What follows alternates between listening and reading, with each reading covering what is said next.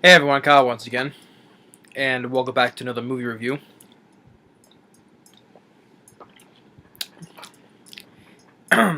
And reviewing another anniversary film, and it's another I would say another. I would come as close to call it for the time it came out.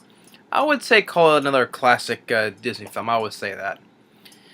And so it came out in 2002, so marking 15 years. And I enjoyed the film. I grew up with this film. If I recall, I saw it back in the theater back in 2002. I'm not sure though. I think I might have. But I was this is 15th anniversary. It's still a good classic Disney film. And especially for creating a good popular another iconic Disney character. And other than that, so what me reviewing today is the 15th anniversary of the film, of the classic 2002 animated film Lilo and Stitch. Yep. I can't believe it's been 15 years since this film came out, back in 2002. Time just flies by so fast, and for the next 5 years, it'll just be 20 years. God, it just makes us feel a whole lot older. So yeah, and I would call it a classic. And the film was popular enough. It performed box office and with critics. It created a franchise. It made two direct-to-video. No, actually, three. Oh, on one. Yeah, three direct-to-video sequels, and then a TV show, a series. As it has I think it has a 7.4 on IMDb, and has an 86% Rotten Tomatoes. Has a good enough ratings, and it performed box office wise. It performed well enough. It made over 270 million worldwide, 147 million domestically. It opened on the same weekend as Steven Spielberg's The Minority Report with Tom Cruise. That took the #1 spot, while this came in second. And I really enjoyed Lilo Stitch. It's another good well-made Disney classic film. And really enough, it's directed by two guys that are by the name of Chris Sanders and Dean DeBlois.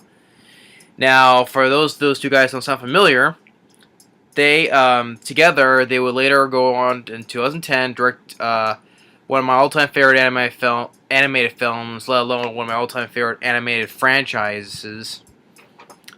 They would later go on to direct the 2010 animated phenomenon, How to Train Your Dragon. I would call it because I love How to Train Your Dragon. I love the franchise. Love the sequel as well as the show. You know, from Riders, Defenders of Berk, and then all the way from Race to the Edge. I enjoy the series. I enjoy the whole franchise. And they directed the first film, while Dean DeBlois would go on to direct the second film, and then he's going to go on and direct the third film. But before that, before the first film, they together directed Lilo and Stitch. And now Lilo and Stitch, it's been a film that has been in production for actually years before it was released in 2002. It was an idea that Chris Sanders came up with, and in 1985 Chris Sanders did a little sketch of an early concept art of what Stitch looked like, looking completely different than what he looks in here right there. And for years, since all the way back in the 80s, and then then I guess like they did say that no other animated films before this film came out, no other animated films had ever taken place in Hawaii.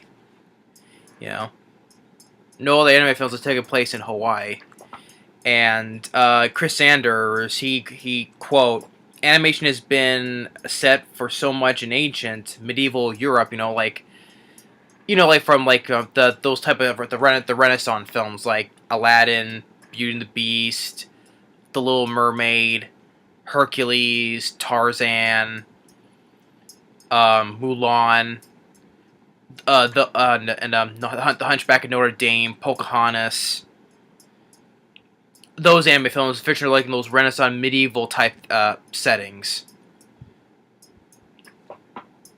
While so many fairy tales find their roots there, to place in Hawaii, he's still quoting, kind of had a big leap, but that choice went to color the entire movie and rewrite the story for us. And so Chris Sanders had this idea where, since no other film has yet taken place in Hawaii, which, yeah, because I don't remember any of the films taking place in Hawaii years before this film came out, so. And Dean DeBlois was, who at the time was co-write on Mulan, and he was brought on to help co-direct with Chris Sanders, and the production film took off from then, So. And then we won't later get this classic animated film from Disney. So in which they both did a really great with the animation. Another traditional animation, really well made, and I enjoy the characters, which has a little bit of I would say it has a good heart. It has like especially has a good heart for the story between the two sisters of Lilo and her older sister Nani. It has the film has a good heart to that. And with Stitch, in the character Stitch, he's just a lot of fun. How it takes place and how it opens up. It's in outer space, and there's this big this galactic federation. That a mad scientist named by the name of Jumba. He, stand before the council for creating, his doing illegal experimentations, and he creates experiment 626.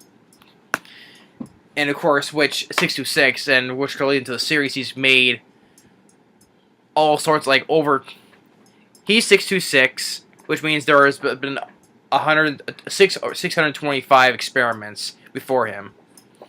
So this is his latest work, and Stitch, which he's not called Stitch yet, but he designed him, and he's completely indestructible, and they're gonna have him restrained and exiled on an asteroid, and they did a little thing where a DNA thing to these strike his DNA to put as his weapons, wherever it only targets him, and he gets smart how even his own saliva, the weapons will move, and he spits, and where they're shooting, and he able to escape. And he's not only is he indestructible, he's super strong, fast. And I like the little voice of Stitch, which is director Chris Sanders voicing a Stitch. I thought he did really good as a voice Stitch, and the little language that he has is the alien language that he has. He escapes in this he escapes in one of the vehicles, the separate vehicles, and goes into hyperdrive, and he crashes onto the planet Earth, which he does not like the water, and the Grand Councilwoman because Earth is not almost 100% water, and but first they see nothing but water. It's like, oh, good, he can't survive that. But then he happens to land on the little islands of Hawaii. I think it's one of the islands. It's Kauai. If I mispronounce it, Kauai.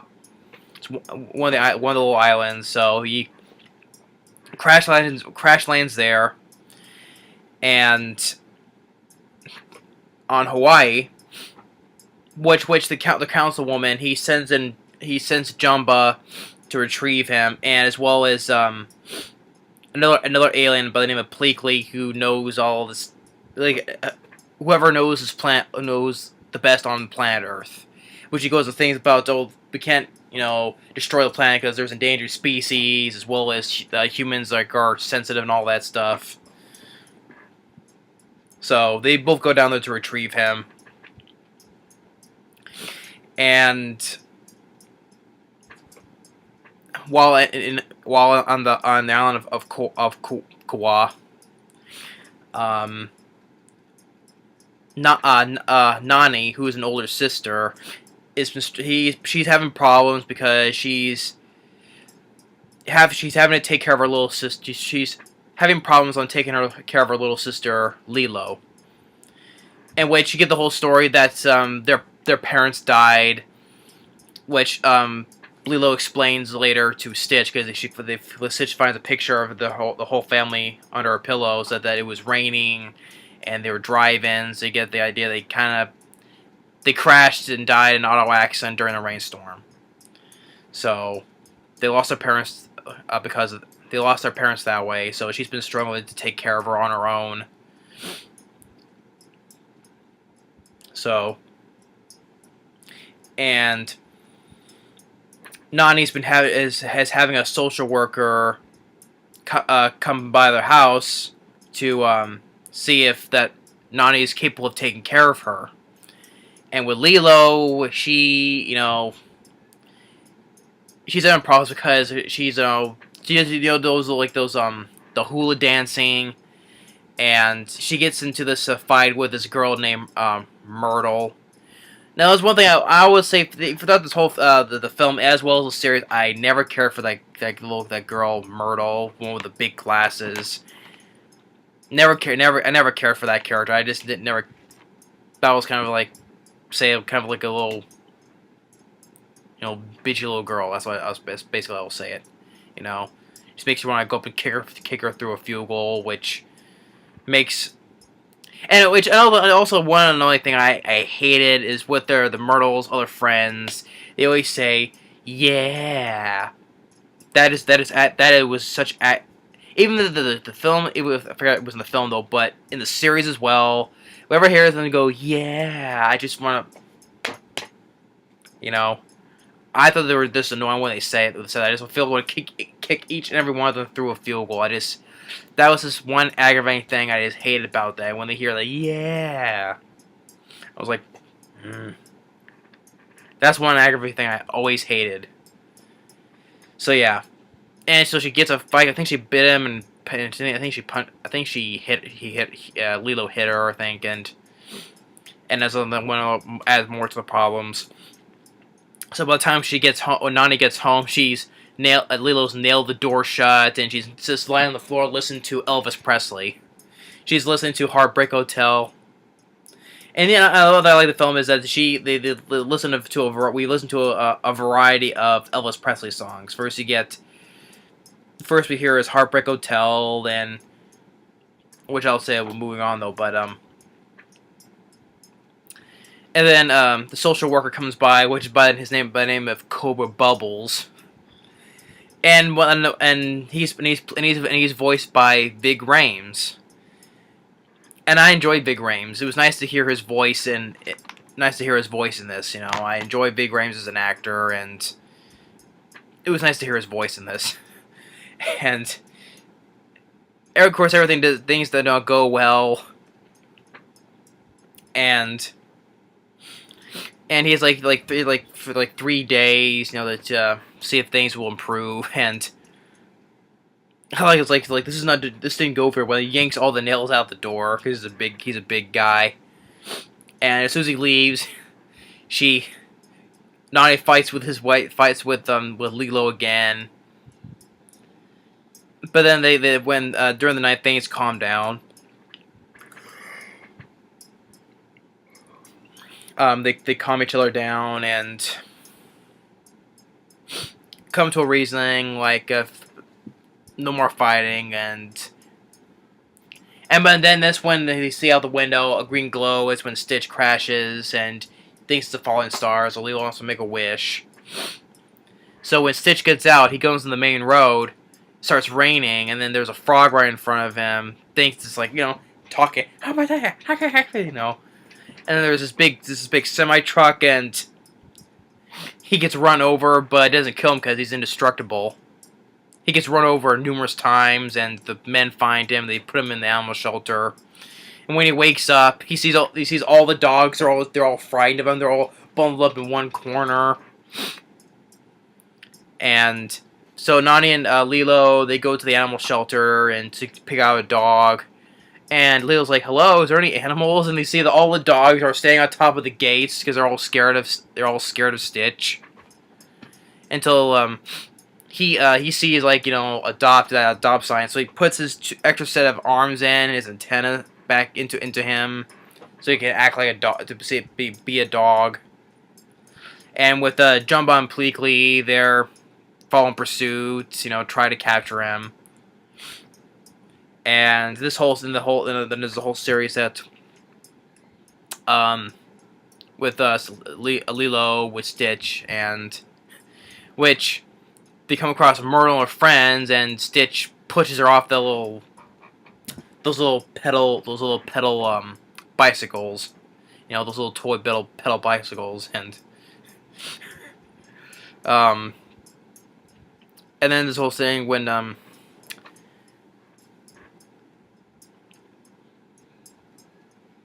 which he doesn't like water. He doesn't like water because he's surrounded by water, and then just Jumbo and Pleakley, they're just sitting, just waiting because he's gotta wear himself out, and of course this whole thing that when. Of course, with this and the TV series, Pleakley dresses in women's clothes because they do to blend in because they're aliens, and he likes dressing in women's clothes. The whole thing of that is the whole thing. It doesn't really bother me that much. It's the Myrtle and her annoying friends bothers me more. So Pleakley and dressing up, even the TV series, him dressing up in women's clothes didn't really bother me.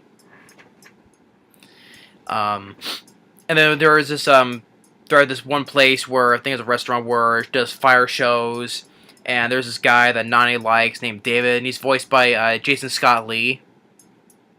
Plays Bruce Lee in Dragon, the Bruce Lee story. He played Mowgli in the '94 Jungle Book movie, as well as being Kane 607 in Soldier. And it was nice to see. Sorry. Got something in my throat. Hold on a second.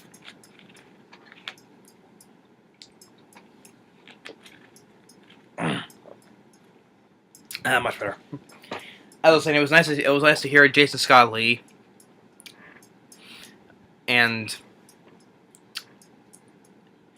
one thing that Stitch, which because Jumbo's trying to lure Stitch with a piece of meat, and he's biting on Pleakley's head, and Nani's like, "Hey, don't do that," and ultimately she gets fired from her job. So, and since Nani is getting up to here with Stitch, he's about to throw him out, but Lilo reminds her about the saying Ohana, which means family and no one gets left behind or forgotten. So lets him stay because of that. And another one night where because he's been nothing but destructive, because that's in his experimental program, and is be destructive. He does one thing. He's like, can you build something that you cannot destroy? He builds a whole thing of replica of San Francisco when he acts like the monster destroying stuff. Or one point where he's going through the book and he finds this book on the ugly duckling, which kind of reminds him of himself. You know, he's alone, lost, and he has no family until a family takes him in. Story on the Ugly Duckling. It kind of resembles about him, and also we get the story told about Lilo and losing her parents. And then it shows with the next day that when Cobra Bubbles she shows up again, and then that was kind of funny when Stitch all of a sudden just throws the book in his face. That made me sorry. He just goes all of a sudden throws a book in his face, and saying that Nani needs to look for a job and he needs to be a model citizen. It's like, new job, model citizen. Am I clear? He puts his glass on, the right lens pops out. So Nani's trying to search for a job, being turned down, and while Lilo's trying to teach him, you know, try to be more normal, and like through like using Elvis Presley, and you get this the song, I think it was Stuck on You. Yeah, it was Stuck on You, and like also earlier, like he's trying to when using the record player, like he puts his finger on the record player, and Lilo opens his mouth, and the music comes out. That's another Elvis song playing. That is Suspicious Minds. But Nani gets shut down of all jobs that she needs. And then one time at the beach, Lilo has Stitch dressed him in an Elvis outfit and playing, and people are just taking photographs, and that's upsetting him. He trashes the whole place. But then David's there, and tells him takes him surfing. But even though Stitch doesn't like being in the water, while Lilo, Nani, and Stitch are on the surfboard riding this one wave, Jumba comes through you see him coming through the wave and try to grab Stitch and tries to put the strains on him, and Lilo has Stitch, but Nani thinks that Stitch is dragging Lilo down and renders him unconscious just from being in the water too long. He doesn't like.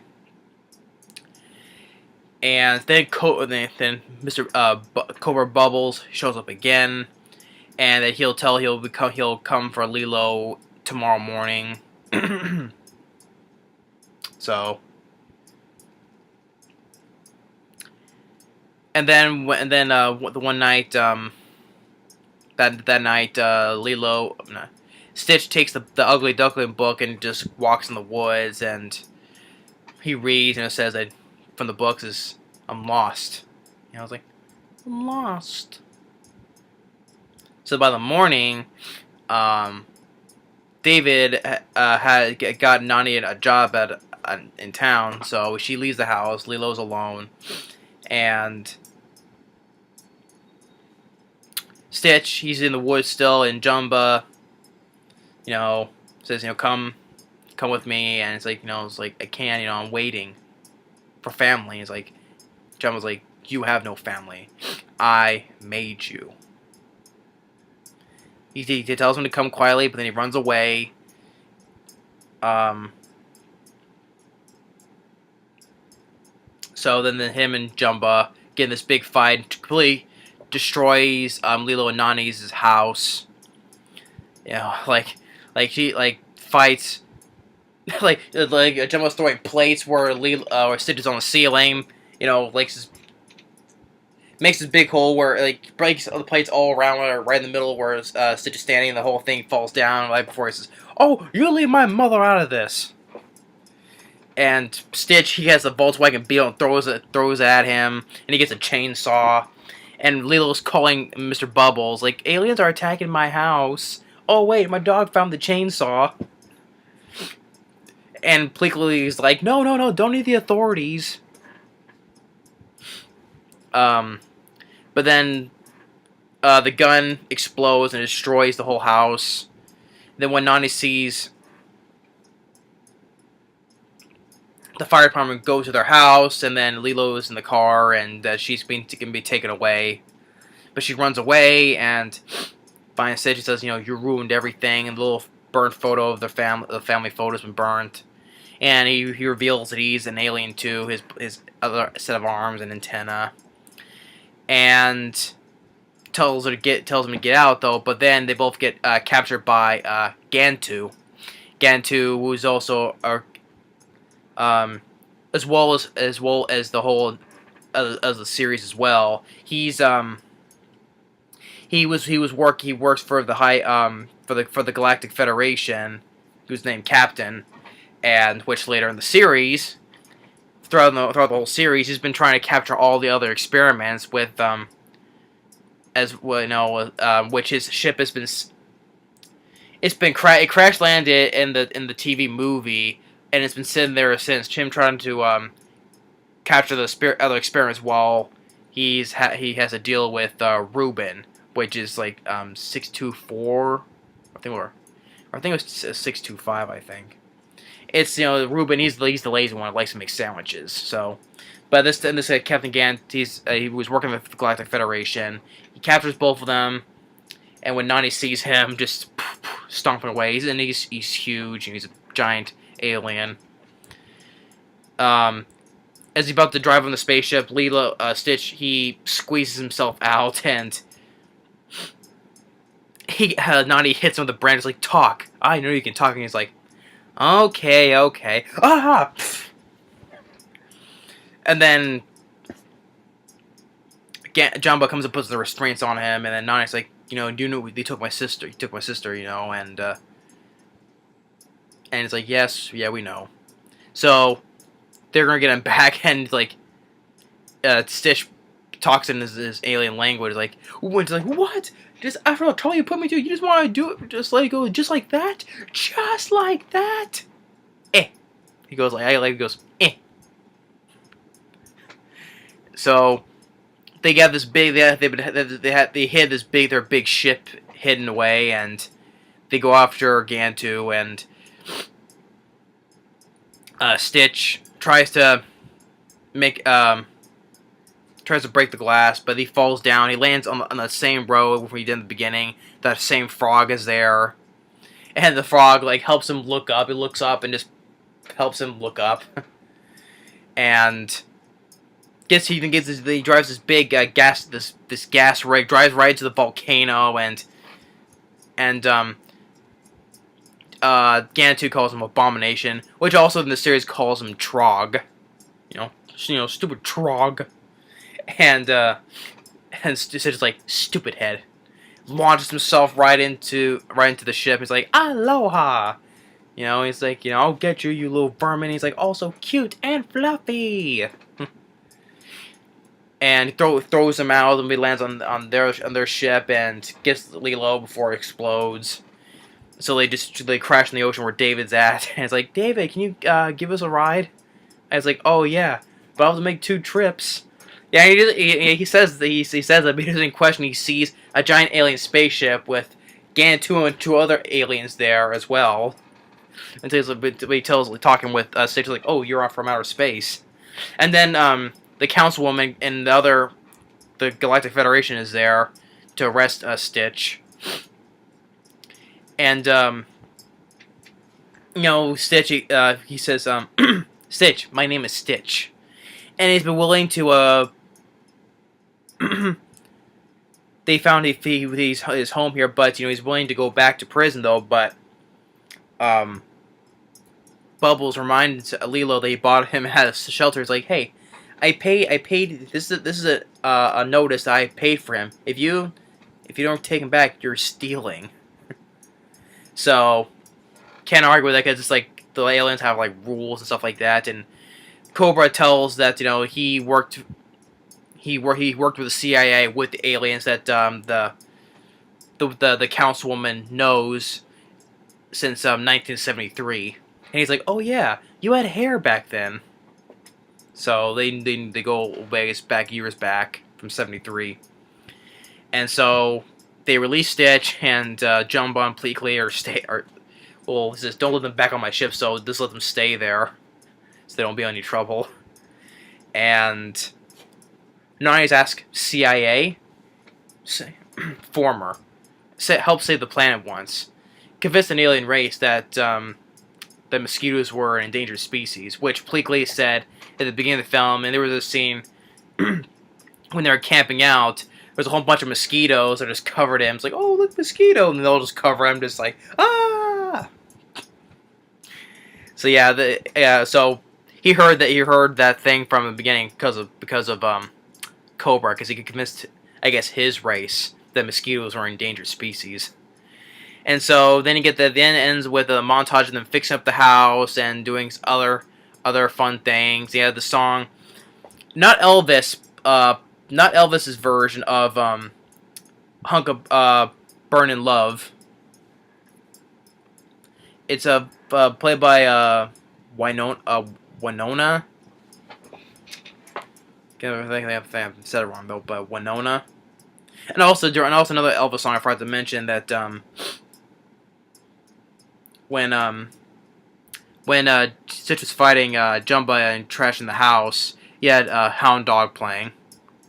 But Burning Love is not Elvis' version. It's one played by Winona. I think, and I remember seeing this back in the day. I think it's a decent version of Burning Love, though. Of course, Elvis is always better, of course. But yeah, for 15 years, ever since first seeing it, I thought it was a decent, pretty good, decent version of Burning Love. I can't deny that, though. But I know Elvis is always the best, no doubt about it, because he's the king of rock and roll, for crying out loud. And it shows it shows Stitch and others doing other stuff, and it shows as the credits go on, shows a photo collection of them doing all sorts of things. Then it ends with that burned family photo of Nani, Lilo, and their parents, and with Stitch added at the bottom. So. And then you have, during the credits going, you have the different version of the song Can't Help Falling in Love by 18s. But I think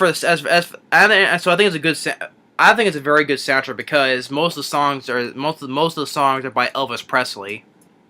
That's always a good thing. But as for the score by Alan Silvestri, I think it's a good score too. Alan Silvestri is another good film composer. Done scores on a lot of good films. Let's see. I have like him, Smith, Hans Zimmer, John Williams. Name other ones that I think are. Well, I know Jerry Goldsmith is my favorite film composer. I know that, but is Alan Silvestri on par with? I would say I put him on the same level as Hans Zimmer. John Williams is on his own level because he's done classic scores. But I would put Alan Silvestri on the same level with Hans Zimmer. But Jerry Goldsmith is still my favorite. But his score, Alan Silvestri. Oh, that's what I forgot about. James Horner, may he rest in peace. Cannot forget James Horner. That's what I was trying. I was trying to name other ones, and James Horner, he's on his own level as well. I would put Jerry Goldsmith. I think I would put. No, wait, no. Yeah, I said Alan Silvestri on par with Hans Zimmer. I take that back. It's Jerry Goldsmith, Hans Zimmer, and then I would put then John Williams, then James Horner, and then Alan Silvestri. So where I said with Hans Zimmer and Elvis, I take that back. It's just that there's all these guys do a lot of great score. It's hard to know who's the best of what. So, but like I said, my favorite is still Jerry Goldsmith. But Alan Silvestri doesn't. No matter what order you put him in, there's still good film composers still. And I think Alan Silvestri did a really good job with the score. And the soundtrack, most of them by Elvis Presley, is always good. The animation is well made. I like the characters. Like I said, it has a good heart to it, especially when you have the the sad story that's with between with Lilo and her sister Nani, trying to keep their as a family, trying to stay together, not be a broken family, reminding of the slogan they say, Ohana, means family, no one gets left behind or forgotten. So it has a good heart with that, and but with Stitch, the character is a little bit ball of joy to fun with. And Chris Sanders did good with the voicing as Stitch as well. As for the other ones, like Daveigh Chase, mispronounce her name. Chase as Lilo, which in Stitch 2, Stitch has a glitch, which Lilo's voiced by Dakota Fanning. But this one, I thought she did very. I think she still did. I think she still voiced Lilo in the series too, as well as Tia Carrere. Mispronounce her name again. Voices Nani, and actually, I think if I know from familiar that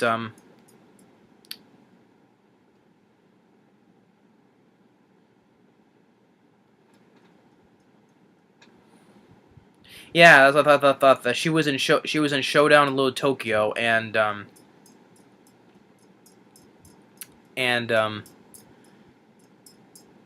Rising Sun. Yeah, who voices Nani. Yeah, I remember she was in Showdown in Little Tokyo with Dolph Lundgren and Brendan Lee, and she was also in Rising Sun with Sean Connery and Wesley Snipes.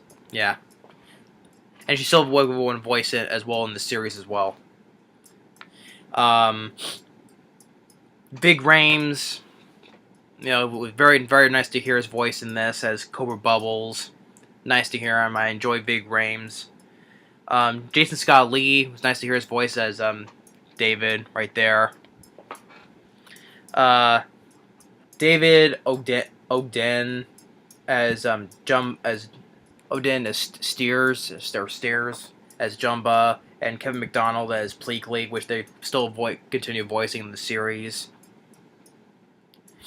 And you have Zoe Caldwell, who still voices the Councilwoman as well, going on the series as well.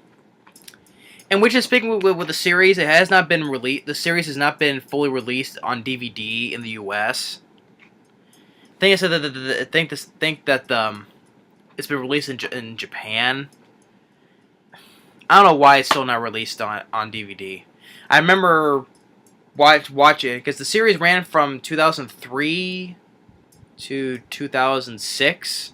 I remember watching, watching it on the Disney Channel and the reruns of it. So yeah, I don't know why. I still don't know why it's on. It still has not gotten a official DVD release in the U.S. Why stop wasting time with releasing these new Disney shows, which I didn't honestly. I see these new Disney shows.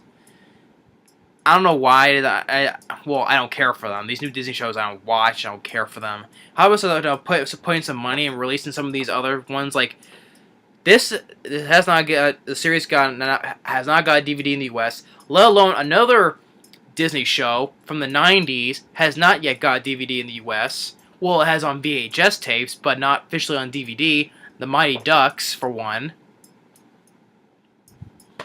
That's another Disney cartoon show that's not yet fully on DVD yet.